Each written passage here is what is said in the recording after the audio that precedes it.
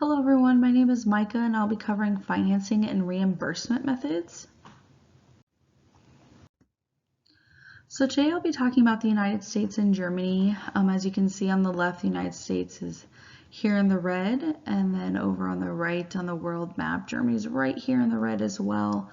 I chose to compare Germany to the United States because I find their healthcare system very fascinating, and the way that both countries both fund their healthcare systems and how their government is involved is very different for both systems. So it's been very fun to compare both, and hopefully you enjoy this. Just a couple of terms to go over here quick. Financing refers to any mechanism that gives people the ability to pay for healthcare services. Most people access healthcare through health insurance, and financing also includes paying providers for healthcare they deliver. And if at any point in this lecture you're interested to see where I got more of my information from, the parentheses have the page number that I pulled that information from. So there's a lot of information in the financing chapter, a lot of great information, but just be warned that I have a lot of things either pulled indirectly or directly from the book. So I just wanted you guys to be able to use that as a source to be able to go back and look directly in the book of where I found this information if needed. So some background on the United States, private employers and the government are the primary financiers of healthcare in the United States. Healthcare is the largest industry in the United States. Private sectors own most of the infrastructure, and our government plays a critical supportive role into making sure we have access to healthcare. In 2015, the NHE exceeded $3.2 trillion, so average per capita spending for healthcare amounted to $9,973 for each American in 2015. The ACA has been instrumental in expanding health insurance coverage. However, gaps are still remaining. As you know, there are still millions of Americans that are not covered under our current health insurance system. Financing of healthcare is shared between private and public sources.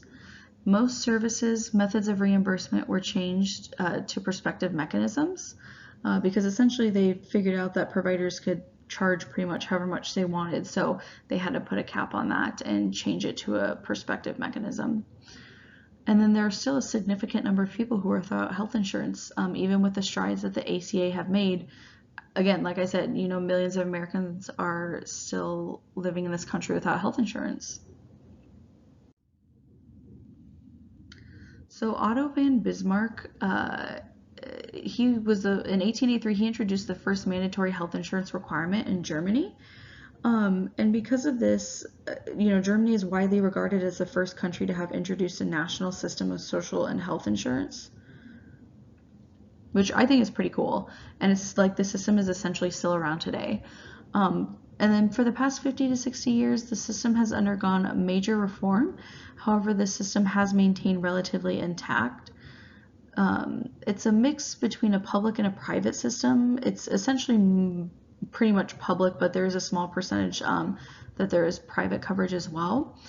But they offer near universal coverage that includes about 95% of the country's residents. The other 5% are typically higher income Germans who are able to pay for the private insurance. It is described as one of the most restriction-free and consumer health insurance or health systems in Europe. And access to high-quality comprehensive healthcare services is stipulated by the GKV. I have no idea how to pronounce this. My German's not up to date, but it's also referred to as the sickness fund, which again was essentially funded or started by Otto von Bismarck. Started as a way to cover poor, low-income workers, and then it expanded since then, and 85% of people are funded this way. The GKV provides organizational framework for the delivery of public health care since the reform took place under Otto von Bismarck. It is funded through this country's high tax rate, and contributions are made based on income, and fees for the system have always been paid for almost entirely through the labor market. The system is characterized by three fundamental principles of solidarity, subsidiarity, and corporatism. The government neither finances nor pays for the provision of healthcare services, and access to healthcare is regarded as a right of all German citizens. So here in the United States, we have 5 main types of private insurance. The book does a great job of expanding on all of these. So again, I encourage you to explore these more. But there's group insurance, there's self-insurance, direct purchase private insurance, managed care plans, and high deductible health plans. In the United States, we also have Medicare and Medicaid, which are federal programs. Medicare is people who are 65 years and older are eligible, disabled individuals who are entitled to Social Security benefits, and any person with permanent kidney failure. And there are 4 types of Medicare plans. There's A, B, C, and D. Again, these are just kind of general overview here. And then Medicaid is the United States' public health insurance program for the poor.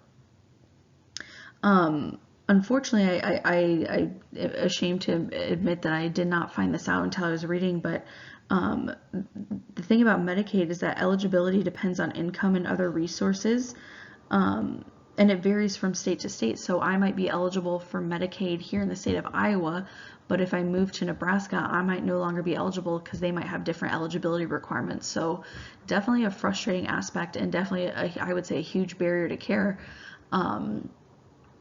Because you might not be eligible in another state. And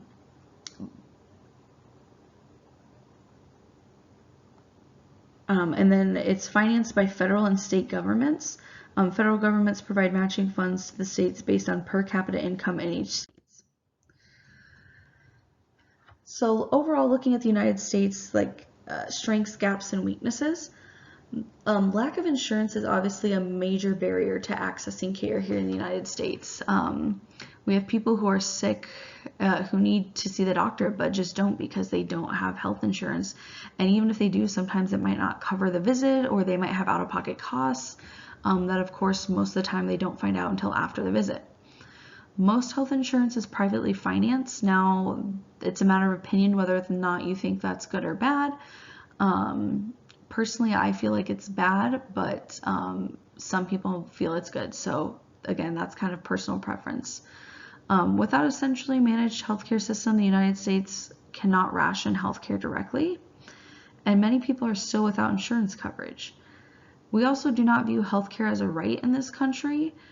We see it as a right if you have a job, which is crazy that we have tied employment to health insurance. And there's also still high costs even with exceptional health insurance. Another downside is that with the aging of the US population, Medicare will continue to grow, which is the single greatest future challenge to taxpayers, because we're going to have to find a way to fund all of these people who are retiring and becoming eligible for Medicare. I'll have to find a place to find all of that money to be able to fund their health insurance. Germany, some of their strengths, gaps, and weaknesses. So insurance is virtually free. Services are available, which means services are available. This leads to overconsumption, which leads to rising healthcare costs. The same thing happens here in the United States as well. I mean, if you think about it, people that are insured want to take advantage of that, which ultimately drives costs up because there are so many people seeking care. And then the most significant strength, as mentioned in the book, is that its member contributions are based on a person's ability to pay, which essentially makes it a fund rather than an insurance. The German healthcare system has achieved a high degree of equity and justice, and access to healthcare is regarded as a right.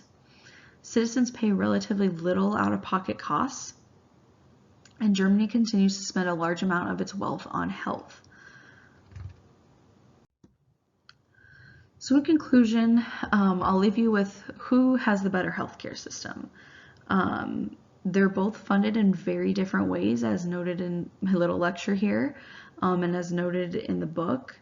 The governments are involved in very different ways, and ultimately this is an opinion question. It is my opinion that the German healthcare system is better, at least from a finance standpoint. It's financed in a better way that does not put a burden on its citizens, and they have a very healthy outcomes. But again, there are definitely benefits to the United States health system as well. I just think overall the German, from a financing standpoint, the German healthcare system is better financed than the United States healthcare system is. If you guys have any questions, feel free to shoot me an email. I'll be around this weekend. Hopefully I can answer your questions in regards to finance, but I hope you learned something in this lecture and I hope you enjoyed it, and let me know if you have any questions, and I appreciate any feedback. Thank you so much.